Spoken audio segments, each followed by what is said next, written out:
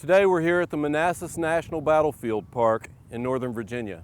It was here on July 21st, 1861, that over 60,000 men from the North and the South fought in the first major battle of the American Civil War. The battlefield at Manassas, Virginia is just a short way from a small river called Bull Run. On July 21st, 1861, this quiet little community in Northern Virginia became the first large battle scene in the American Civil War. Where we stand is approximately 30 miles west of Washington, D.C. The federal troops involved in this battle had made that long march beginning several days before.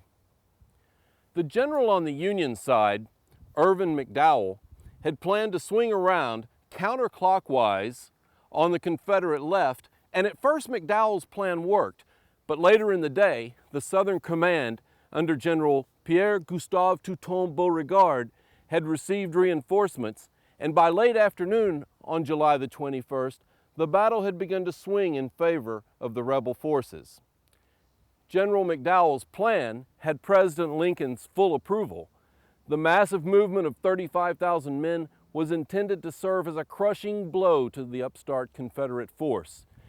And McDowell might have been the hero of the day had his plan worked.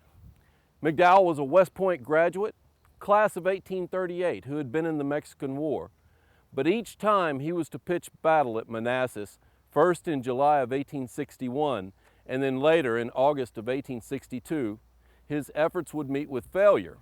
Manassas, it seems, was a jinxed ground for McDowell's generalship. At first Bull Run, McDowell's opponent would be Beauregard.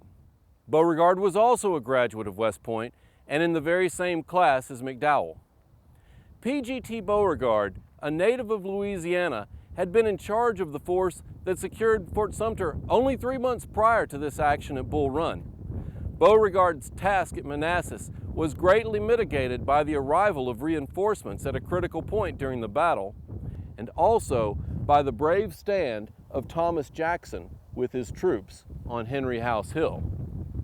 It was there that Jackson, yet another West Point graduate, class of 1846, stood with his troops to face down a Northern advance, earning Jackson the nickname Stonewall. Jackson's stand here would be legendary, as would the tales of the Northern retreat to Washington.